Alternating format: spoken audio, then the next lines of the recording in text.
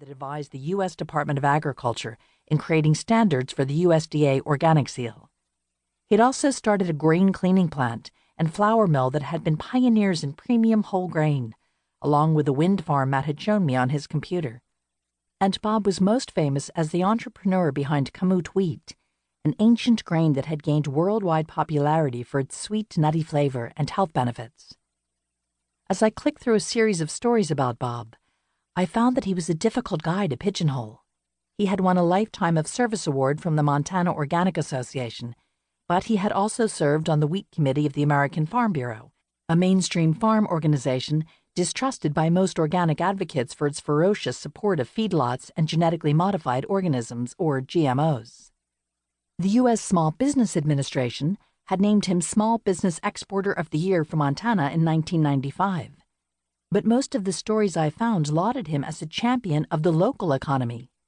He had a Ph.D. in plant biochemistry from the University of California, Davis, but he had spent his entire adult life far removed from academia, on a remote farm about 70 miles south of the Canadian border. Most surprising to me, though, was his political affiliation. I had been referred to this eccentric entrepreneur by one of the most politically savvy Democratic staffers I knew, but Bob was identified in multiple news stories as a registered Republican. I tried to think of a delicate way to ask my boss about our office's relationship with his politically conservative neighbor, not wanting to commit a major faux pas just a few months into my tenure on the Hill. I finally caught a moment with the senator while we were walking down the hallway to greet a group of Montana school kids on a field trip. "So, what do you think about Bob Quinn?" I blurted out. "Visionary," John responded without hesitating. "This is the guy our founders had in mind when they imagined a democratic nation of enterprising small farmers. We could use a few more people like him up here on the Hill." "But, isn't he a Republican?" I asked, feeling a little awkward about it.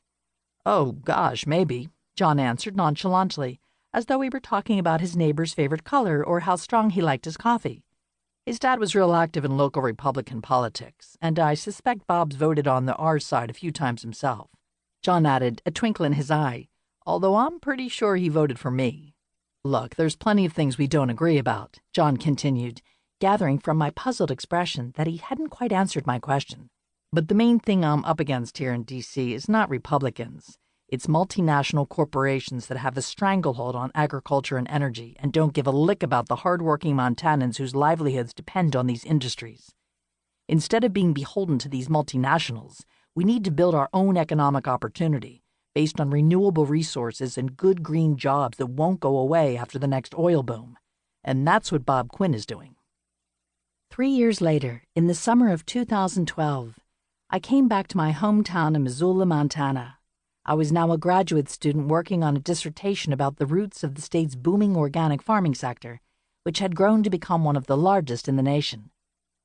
Early in my research, I contacted the foremost scholar on the subject, a University of Montana professor named Neva Hassanen. To my delight, Neva invited me to come over for tea in her backyard. I showed up on a sunny July afternoon with notebook in hand, a rural sociologist and bastion of progressive organizing in tie-dyed and peace sign-waving Missoula. Neva was as exuberant as the unruly cascade of curly dark hair that tumbled over her shoulders and down her back. She spoke with great admiration about the diverse farmer-to-farmer groups with whom she had conducted her dissertation research in Wisconsin, including members of a women's network who were reshaping the gender dynamics of their industry. Like her research partners, Neva was committed to making the food system more sustainable and inclusive. Her house was full of canvas farmers' market bags. "I just got back from sabbatical research with Bob Quinn and the Kamut Project," Neva beamed, throwing me for a loop. I tried to imagine a conversation between this flamboyantly progressive professor and the man in the cowboy hat whom I'd first seen in the photo Matt had shown me on the internet. I asked Neva what was so special about Bob's work that she'd chosen to spend her sabbatical studying it. "Most people think Kamut wheat is just a heritage organic grain that's high in selenium," Neva continued. "But it's also a business model for a profoundly different economy. Remember 2008, when the price of conventional grain went through the roof and dozens of farmers ditched their organic certification to sell into the conventional market?